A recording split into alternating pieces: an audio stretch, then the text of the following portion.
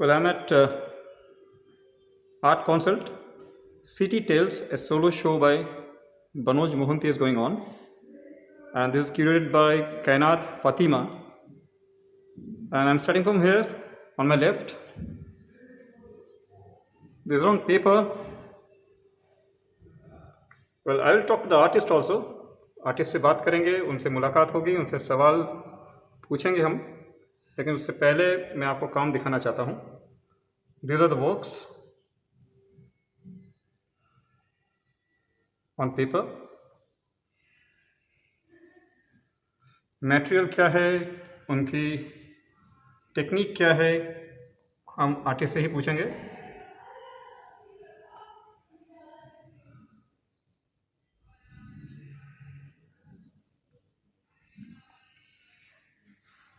Manoj Mohanty is basically from Orissa. He's in Delhi for a long time. और उनका art practice काफ़ी सालों का है. See this. So you have to come to Oscars and you have to come to Art Consult. This will go on till 15th of December 2021. As I can see, it's mixed media. You have collages and he has used color, he has used paper cuttings.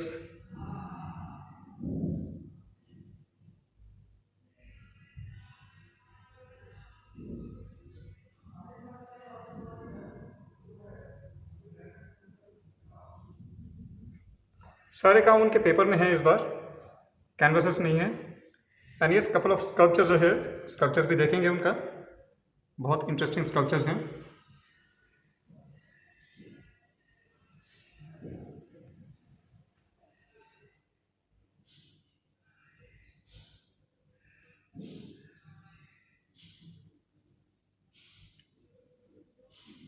The title says City Tales. Obviously, it shows the life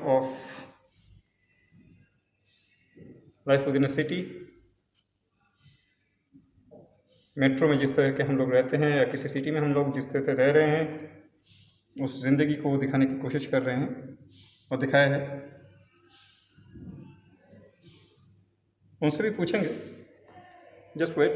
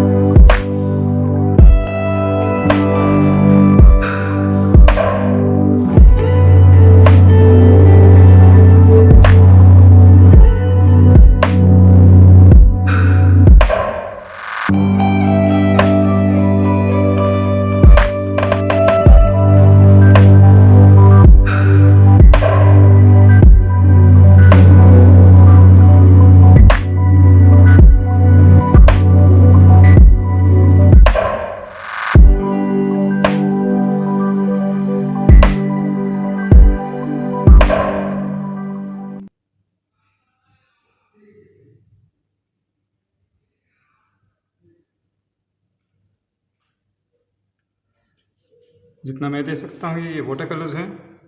the human figures is done using water colour.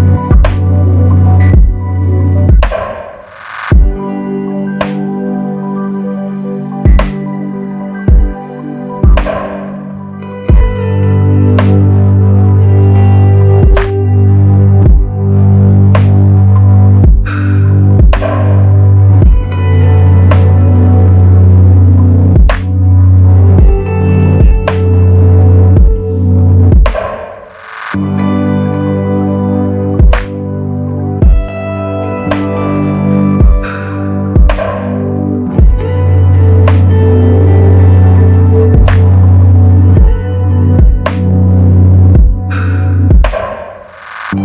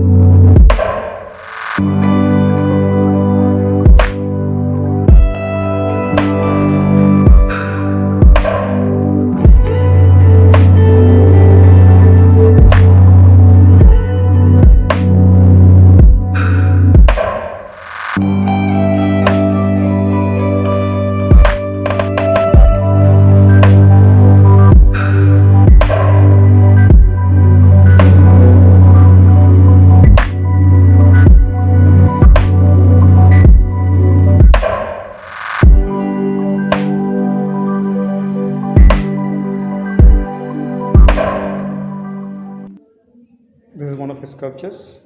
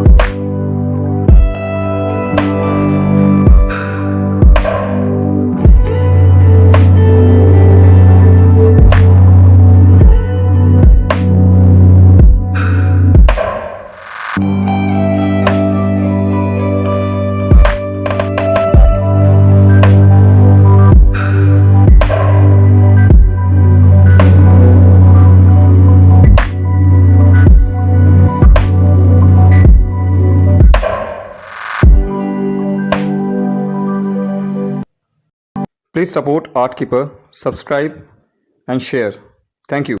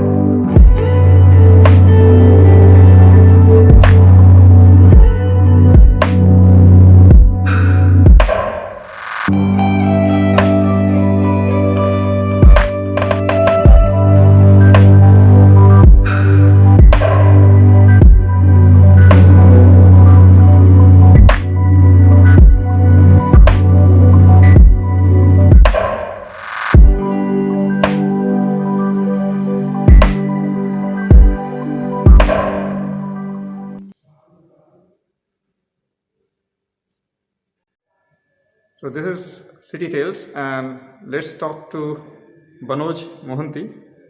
And as you can see, this is curated by Kainat Fatima. Banoj ji, hello. Hi. Hi.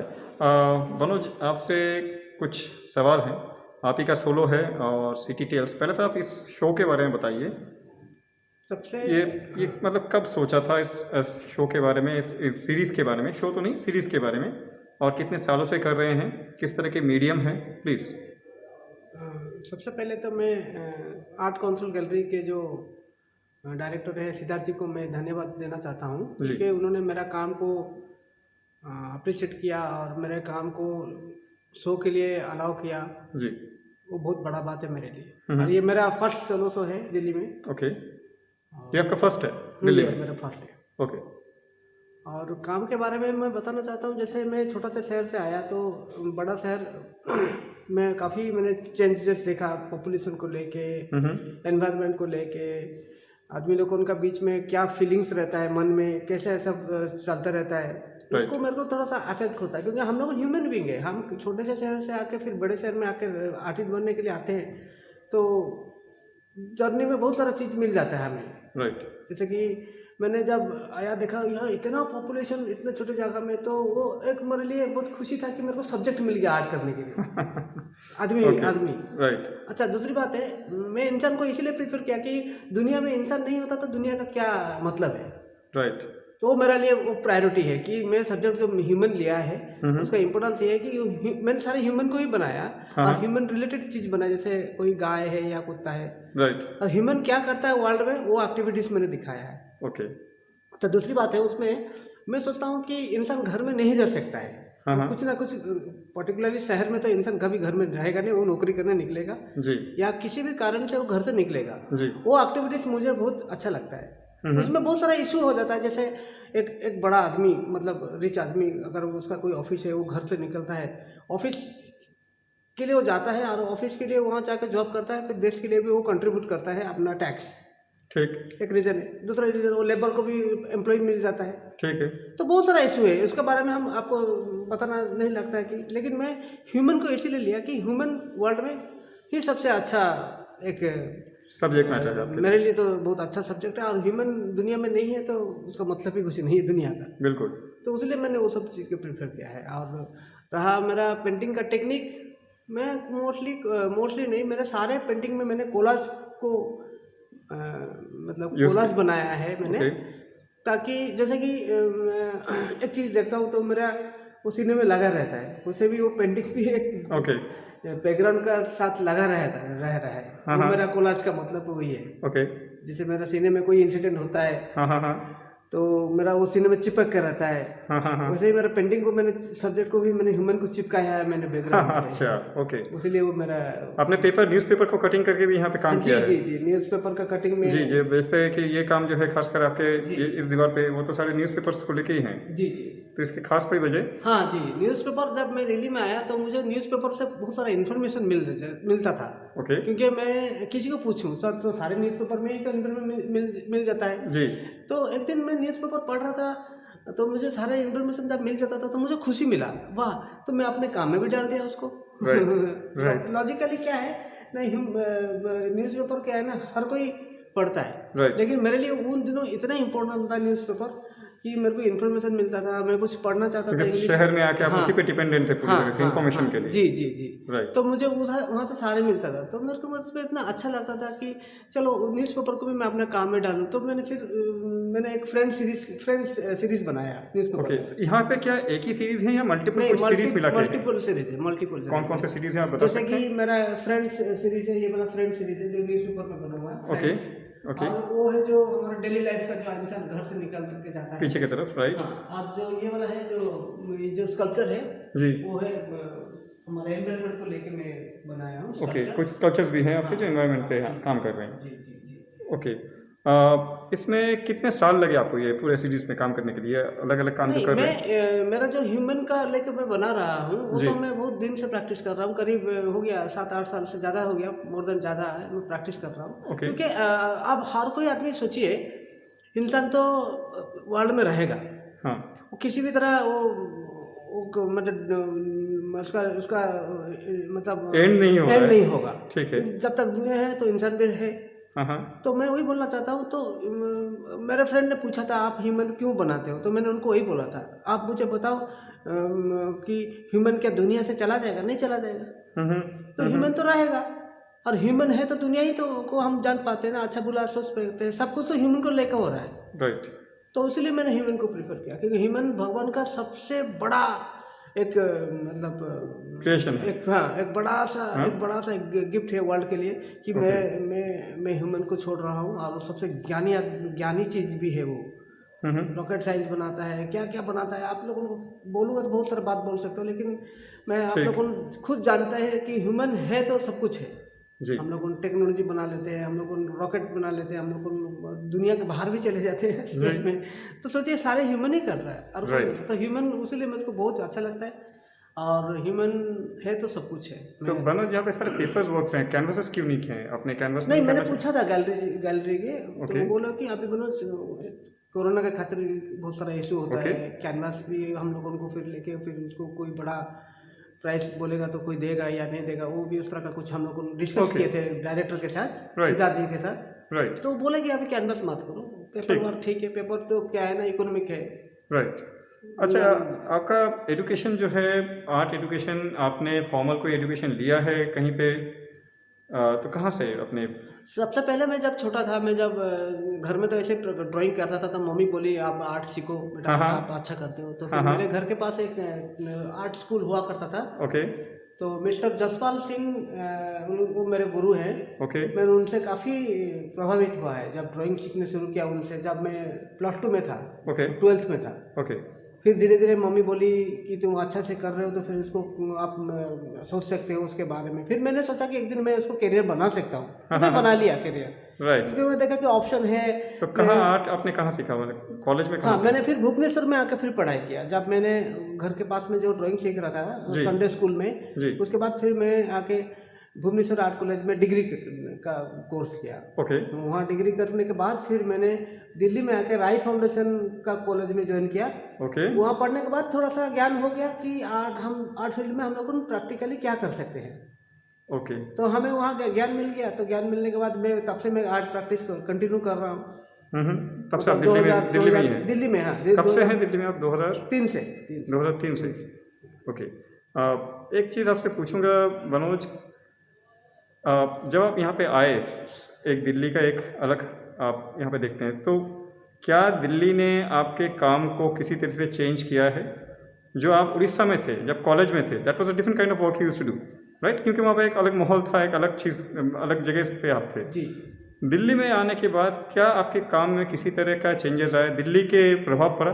Any kind of ji, impact? बहुत बड़ा प्रभाव इसलिए पड़ा कि एक आप बड़े शहर में आते हो आर्टिस्ट बनने के लिए, और आर्टिस्ट बनने के लिए आपको किस तरह का आर्ट प्रैक्टिस करना जरूरी है वो भी समझना जरूरी है। राइट। ऐसा नहीं कि आप जो पढ़े थे उसी को कंटिन्यू करोगे। आप समय को थोड़ा सा भी सोचने, समय क्या डिमांड कर रहा है। अभी का समय में जैसे कंप्यूटर में या मोबाइल बहुत डिमांड वाला चीज़ है इंसान के लिए, तो वैसे ही डिमांड वाला चीज़ आर्टिस्ट को भी सोचना चाहिए, नहीं तो फिर उसको कैसे मतलब लाइवलीहुड के लिए क्या मिलेगा सोर्स। ओके। देखिए सब एक तो बात है कि आपको जानना जरूरी है कि आप आर्ट प्रैक्टिस क्या करोगे। आप एक आर्टिस्ट बनना चाहते हो तो करंट टाइम में, कंटेम्प्रेरी के टाइम में आप क्या आर्ट प्रैक्टिस करना चाहते हो, वो तो आपको क्लियर करने पड़ेगा कि मैं इस तरह का आर्ट प्रैक्टिस करूँ। तो जब मैं उड़ीसा में था वो अलग था, जब दिल्ली में आया तो पढ़ाई किया तो थोड़ा ज्ञान हुआ। तो दिल्ली में जो मैंने अभी आर्ट प्रैक्टिस कर रहा हूँ, जो कि बहुत चेंजेस आया मेरे उड़ीसा का टाइम का पढ़ाई और दिल्ली का पढ़ाई में, काम को लेके। काम को लेके बहुत चेंजेस आए, चेंजेस करने पड़ा इसलिए कि पढ़ने से ही ज्ञान मिलता है, और ज्ञान मिलने से आपको उसमें इम्पैक्ट आ रहा है। हाँ, कुछ चेंजेस आए। जी। आपके लिए ड्राइंग कितना इम्पोर्टेंट है आपके काम के लिए, आपके आर्ट प्रैक्टिस में? What is the importance of drawing? Drawing तो बहुत बेसिक चीज़ है, बहुत ज़रूरी है वो। ड्राइंग तो मैं हर कोई चीज़ के लिए हमको ड्राइंग करने पड़ेगा for the beginning, for anything. जैसे कि मैंने जो भी सीरीज काम किया, जैसे कि मैंने फ्रेंड सर्कल बनाया, मैंने ह्यूमन हर दिन का डेली व्यू बनाया, या मैं कोई स्कल्पचर बनाता हूँ, तो मैं हर समय तो बिफोर स्टार्टिंग एनी सीरीज में तो ड्राइंग करता हूँ। तो ड्राइंग तो बेसिक चीज़ है, ड्राइंग तो बहुत मतलब बहुत अच्छा होना चाहिए। मैं उसको बहुत प्रायोरिटी देता हूँ। मतलब फर्स्ट प्रायोरिटी है ड्राइंग। आपका ड्राइंग क्या क्लैरिटी देता है। ओके। आपका वक्त कैसा गुजरा 2020 में, जिस तरफ पैंडेमिक जब था? आज भी पैंडेमिक पूरी तरह से नहीं गया, मैं 2021 की बात कर रहा हूँ। 2021 है नवंबर, but still it's there, but उतना नहीं है।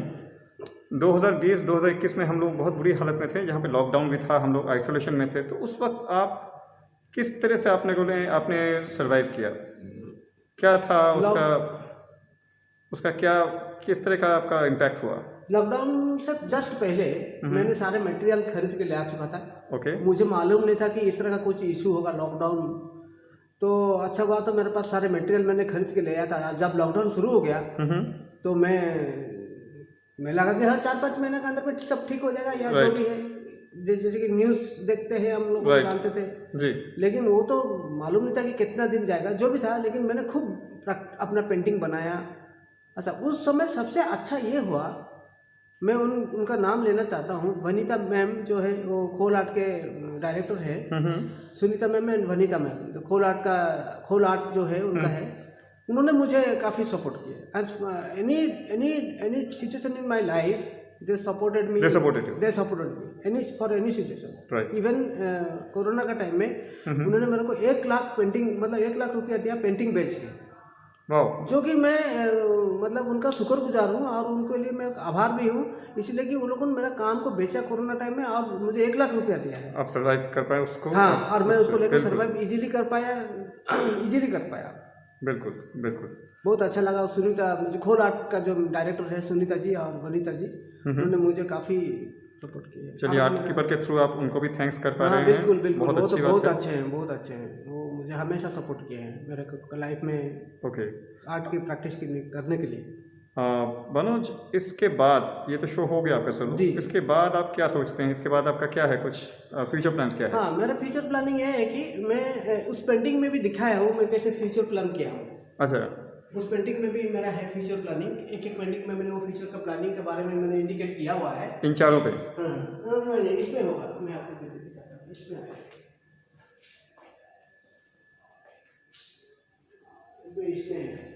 इसमें ही है। ओके।